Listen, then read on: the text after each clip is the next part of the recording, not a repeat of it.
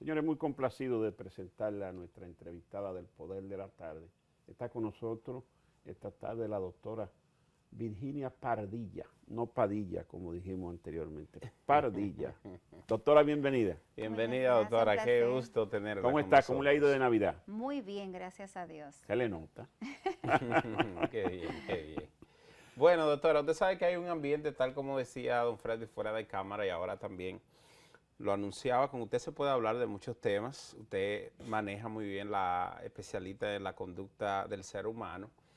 Y para esta época del año se dan una serie de manifestaciones. Yo también le agrego que de sentimientos encontrados en una parte de la población, en personas, en grupos importantes, a propósito de eventos que se generan y otros de asuntos que se generan o que se crean o que se autocrean. Y nosotros quisiéramos que usted nos ayude a entender el porqué de esos sentimientos encontrados y cómo se aborda el tema, qué es lo correcto a propósito de estas festividades.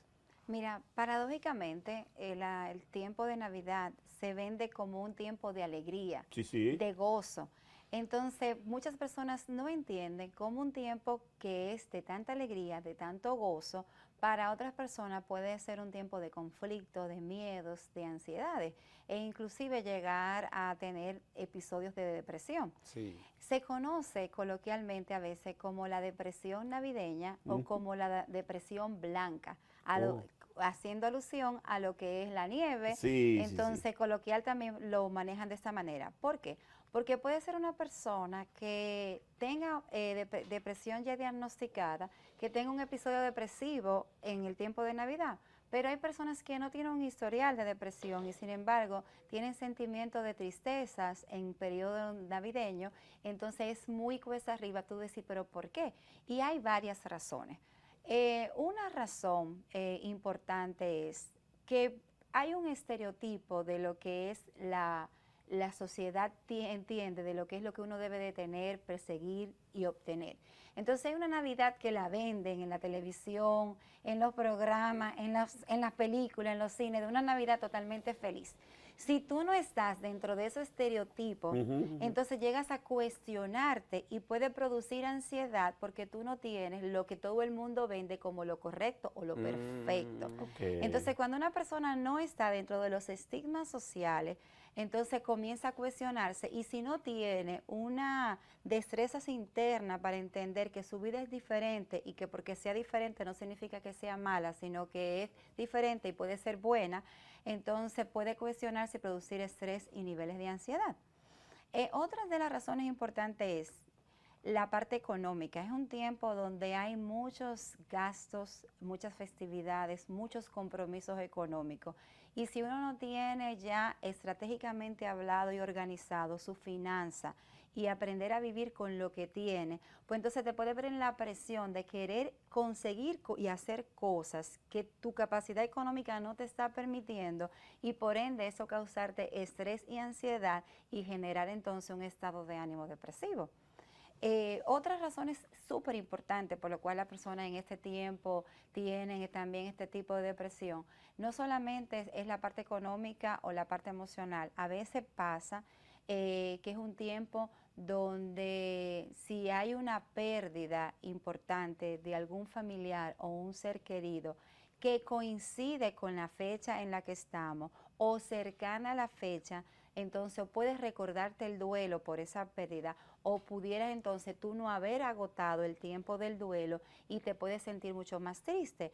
Ahí lo que se recomienda es integrarse en otras actividades o con otras personas que no te recuerden el momento tan triste del duelo que está viviendo, sino que puedas hacer vínculos emocionales diferentes a lo tradicional que compartía con esa Sí, sí, persona. sí, sí. Doctor, la conducta de, de una persona que haya sido depresiva todo el tiempo. Puede cambiar en la Navidad a partir de los focos de alegría que se venden en la publicidad y la camaradería de los vecinos, los amigos. Sí, mira, en psicología como en medicina 2 más 2 no siempre son 4. Pueden haber personas que ya están diagnosticadas, inclusive hasta medicadas, porque hay personas que hay que medicarla para la depresión, que el tiempo de Navidad, pues entonces se convierta en euforia, en alegría, Sí. pero hay otras que medicadas que puede ser entonces que la depresión se agudice. Como también personas que nunca han tenido episodios de depresión o de tristeza, que comiencen a rechazar inclusive el tiempo de Navidad. Hay personas que tienen manifestaciones como que comienzan a rechazar los villancicos, a rechazar la decoración, porque la depresión no saben cómo manejarla y comienzan entonces a rechazar lo que tiene que ver con esta época del año. Ok. Por eso la familia juega un papel súper importante, porque si vemos que alguien está, por ejemplo, con un estado de ánimo cambiante que puede fluctuar de la euforia a la tristeza rápidamente, del mal humor, de lo que es la ansiedad, el miedo, el quererse aislar en ese tiempo, entonces pudiéramos estar presentes dentro de un familiar o amigo que esté pasando por un proceso de depresión que ni siquiera él mismo o ella misma se haya dado cuenta. Sería una alerta. Entonces es una voz de alerta. ¿Por qué? Porque la depresión puede ser de dos maneras. Puede ser por un factor externo, o sea, que yo tengo una situación externa que yo no sepa cómo manejarla y ese conflicto me crea ansiedad o depresión. O pudiera ser también por un factor biológico orgánico, entonces que ya sería una depresión endógena. Si es así, automáticamente debemos averiguar cuál es ese factor orgánico y muchas veces requiere de medicamento y de un seguimiento terapéutico, porque hay depresiones sin idea suicida y hay depresiones con idea suicida. Entonces, cualquiera de las dos es importante atender a tiempo, pero mucho más aquella con idea suicida. Y ojo, con los adolescentes también hay que tener mucho cuidado. En el centro que yo dirijo, siempre estamos pendientes porque la época de exámenes cuatrimestrales puede desencadenar también una ansiedad y por ende también depresiones en algunos jóvenes. O también como el adolescente todo lo maximiza, todo lo ve grande, para ellos en esta etapa cualquier problema es mucho más grande de lo que realmente es, hasta que una novia no quiera compartir. Ahí es Son importante. un mundo. Es un mundo, hay que darle seguimiento y por eso la importancia del acompañamiento con los adolescentes si también tiene manifestaciones o estado de ánimo depresivo o está pasando por un proceso de depresión. Doctora Pardilla, ¿cómo identificar entonces esos dos tipos de depresiones? Endógena, La endógena, que viene siendo la normal, diría yo, la que es biológica. y la con inclinación hacia el suicidio. ¿Cómo determinar cuál está viviendo la persona o cuáles alertas está dando para uno acudir a ustedes, a los especialistas en busca de ayuda? Ahí hay dos cosas. Uno es si una depresión endógena o si una depresión que tiene que ver por un factor externo.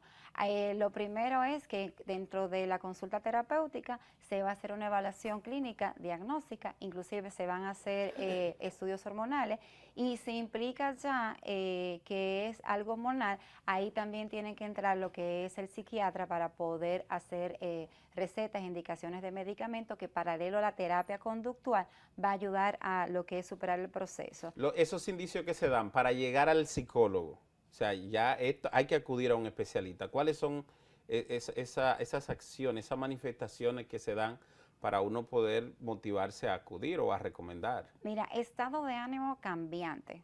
Puede ser una persona que de repente esté contenta y rápidamente estalle en llanto o en tristeza, que uno lo nota. También se puede manifestar en los niños, ojo, por lo general las depresiones no se manifiestan con tristeza, porque ellos no dejan de moverse, de correr, sino que tienen cambio de humor, entonces se ponen malcriados, malhumorados.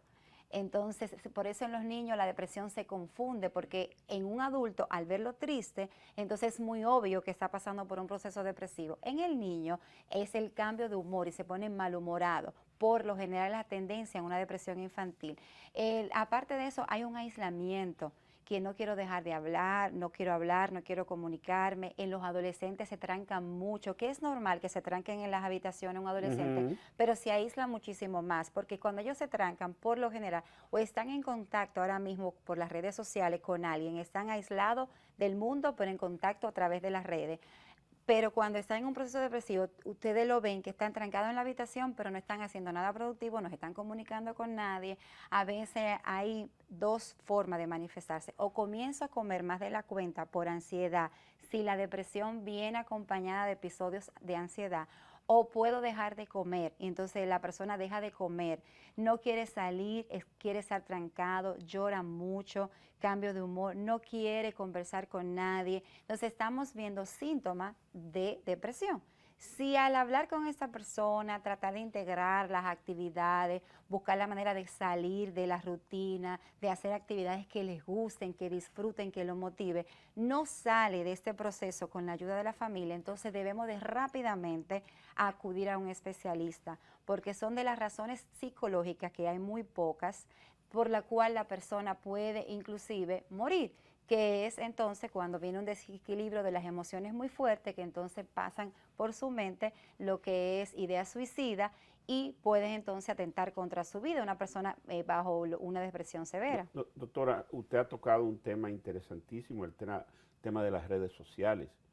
Hoy, la prensa internacional revela un mensaje del expresidente Obama de Estados Unidos, que dice que hay que ponerle atención a las redes que están distorsionando muchas cosas y haciéndole daño a la sociedad. ¿Usted comparte esa?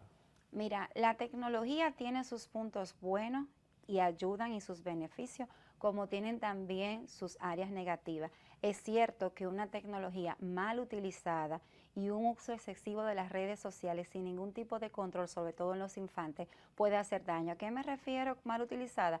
O un joven que esté todo el tiempo conectado, sentado, pues entonces está perdiendo actividades que puede hacer de psicomotricidad, deportiva, de socializar con el mundo, que lo pierde solamente en las redes. También cuando tenemos la familia, le estamos dando de regalo, por ejemplo, de Navidad, está muy de moda, darle un celular inteligente, un dispositivo electrónico a los niños. A veces con 5 o 6 años ya tienen un celular en la mano. Lo estás poniendo en contacto con un sinnúmero de información, que así como hay información positiva que van a tener acceso, hay informaciones negativas, inclusive informaciones a destiempo. Y vemos niños que están buscando en internet información a veces hasta de muñequitos, y por darle un link a un muñequito lo lleva a una página de pornografía. Entonces sí es delicado el tema. Debe de ser importante que la familia y las personas, no solamente los adolescentes y los niños, sino como adultos, porque también hay adultos perdiendo toda una vida solamente conectados en la red y se están encerrando en sí mismos y aislándose del mundo social que está alrededor de ellos. Entonces es importante tener siempre el tiempo, no todo puede ser, no es todo tan negativo ni todo tan positivo. Lo que es en el equilibrio y en la balanza está como la respuesta de si es bueno o si es negativo. Si me excedo demasiado, pues entonces es negativo. Si lo utilizo, las herramientas, como un medio de comunicación, como un medio de información, y lo sé utilizar, pues entonces la tecnología es positiva. Doctora Pardilla, ¿cuáles elementos, cuáles manifestaciones de la conducta del ser humano, sobre todo en los niños y adolescentes, que es un segmento en el que usted trabaja y conocemos muy bien de la importancia y cómo se desarrolla? ¿Qué está preocupando en ese target, en ese segmento de la población a ustedes los profesionales de la conducta humana? Varias cosas. El tema que me tocaron ahora mismo del uso y abuso de la tecnología es importante. El problema es en el abuso de la tecnología, porque están aislando a los jóvenes y están dejando de desarrollar las capacidades de interacción social con una persona que esté físicamente cerca, y también están inhabilitando la parte de motora gruesa, de correr, de brincar, de estar en una actividad deportiva, que también es importante. Otro tema que nos preocupa muchísimo a nosotros los psicólogos muchas veces es con quiénes están nuestros hijos, con quiénes están compartiendo, quiénes son los que están trabajando en formación en valores. La familia ahora mismo, por amor a los hijos, porque muchas veces me pregunté, ¿es que esta generación no quiere a los hijos porque lo deje en manos de otros? No, esta generación sigue queriendo a sus hijos. Lo que pasa es que como tiene tantos compromisos sociales y económicos, a veces priorizamos qué tienen nuestros hijos, y para poder darle lo que tiene trabajamos horas extras y demás.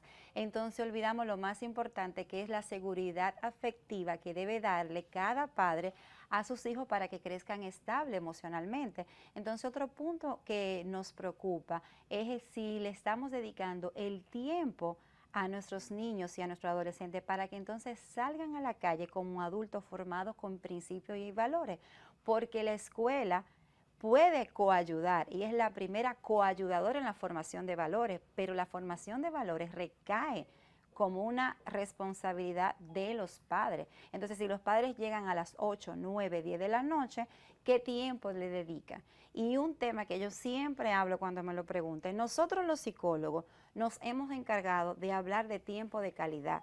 Yo como psicóloga entiendo que para no darle tiempo a un niño, darle tiempo de calidad, pero los niños necesitan tiempo y tiempo de calidad. Eso de que tiempo de calidad, aunque sea poquito, yo no me lo creo. El niño necesita tiempo y tiempo de calidad. Ahora, para no darle nada... Vamos a suponer que el tiempo de lunes a viernes y de calidad sábado y domingo.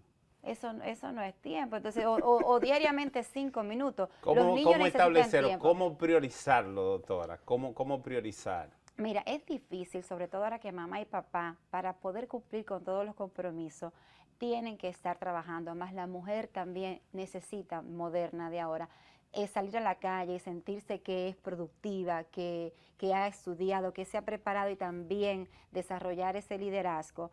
Pero entonces monitoréelo, llámelo, hiciste la tarea, te bañaste, comiste, dele seguimiento. Cuando llegue a la casa, compartan. Si no tienen tiempo para desayunar juntos o comer juntos, entonces cenen juntos. No se vaya a chatear a una esquina. Saque un tiempo para sus hijos, converse. ¿Por qué? Porque después queremos que ellos sean nuestros amigos, que nos cuenten sus dificultades, que tengan una comunicación con sus padres. Pero si no se ha desarrollado el vínculo desde pequeño, de esa interacción diaria, donde yo te voy a dar amor y te voy a corregir en amor, pues entonces más adelante cuando tengan 18, 19 años, ¿cómo nos van a respetar? ¿Cómo van a compartir con nosotros si no hemos creado ese vínculo? Doctora, el tema que más preocupa a un sector de la sociedad dominicana es el incremento del femicidio durante este año. ¿Cómo ha ido aumentando pese a los programas, la campaña? Eso va en auge y parece no detenerse. ¿Cómo aborda usted ese tema tan delicado? Mira, a mí me preocupan dos áreas mucho, como mujer y como psicóloga. Uno es la psicología de la mujer, que está sujeta a una situación de violencia en el hogar. Y también, ¿qué pasa con el niño huérfano después de que están sujetos a una violencia y que termina entonces en la lamentable situación que la madre fallece? Entonces, había que trabajar desde toda la sociedad, no solamente desde el gobierno, lo vengo hablando en varios programas, ya debe de ser una preocupación nacional de todas las personas para ver qué podemos hacer para erradicar esta situación. Decir que la vamos a eliminar por completo es muy difícil, pero por lo menos ir trabajando desde los niños con concientización en las escuelas sobre lo que es el machismo y también a la mujer de hasta dónde debe de permitir o hasta dónde puede aguantar para que no termine en una situación tan traumática como muchas veces es la muerte de la mujer. Hay un tema, doctora, que se deja a propósito de los feminicidios y este círculo de violencia que se genera en el hogar y es los niños. ¿Cómo abordar esos niños, doctora? El entorno, la familia, los vecinos y en los centros educativos. A esto le voy a agregar, si usted tiene conocimiento de una madre que abandonó a sus 2 hijos recientemente en Bonao y La Vega, ¿qué pudiera estar pasando en la mente de una persona? ¿Pudo estar ella normal al momento de cometer eso? Y esta manifestación que se da, el tratamiento que debe darse a los niños que están o que han sido víctimas en un entorno de violencia. Mira, los niños que han sido víctimas en entorno de violencia es súper importante trabajarlo, puesto que muchas veces cuando tú eres sujeto a una violencia, si tú no lo trabajas y supera ese proceso, tú tiendes a convertirte en que lo vas a repetir más adelante. Entonces te vas a convertir mañana en un adulto que también va a hacer lo mismo. Entonces la importancia de eliminarlo y de darle ayuda, primero es porque ese ser humano necesita la ayuda y debe de poder insertarse en una sociedad de una manera correcta, con una autoestima y con un desarrollo de sus emociones ya bien trabajada. Y segundo, preventivo, de que no se convierta en una cadena de repetición, entonces una violencia genere más violencia y otra violencia. Desde las escuelas, primero es una educación de la paz. O sea, nosotros como educadores debemos de trabajar lo que es una conciencia, educación, el respeto y la paz. Al yo respetar y aprender a respetar a los demás, mi entorno, mi ambiente, me va a llevar a una educación de paz. ¿Cómo manejarlo con un niño víctima de violencia? Deben ser unas terapias individuales con un psicólogo especialista en el área para poder que el niño supere ese trauma y entonces que no lo repita. Y en el caso de los niños que tuvieron la mala suerte de que su madre falleció víctima o de su padrastro o del mismo padre, el duelo es el doble, porque entonces estamos hablando de que ese niño quedó sin la madre que falleció, pero en manos de quién falleció, en manos del padre, que muchas veces o termina preso o se suicidó. Entonces este niño vive un doble duelo, el duelo de perder a un ser súper importante y el duelo de perder también al padre en manos de su padre. Entonces con la señora que usted dice, si estaba, que dio los niños, que lo abandonó, casi siempre, por lo general, cuando hay una acción de esta manera tan drástica, donde por lo general la madre, la tendencia natural de una mujer es querer guardar y querer proteger a los hijos. Es una tendencia normal y natural. Si alguien acciona diferente a esa tendencia natural, debe haber casi siempre un desequilibrio de las emociones en el momento que la llevó a esa situación.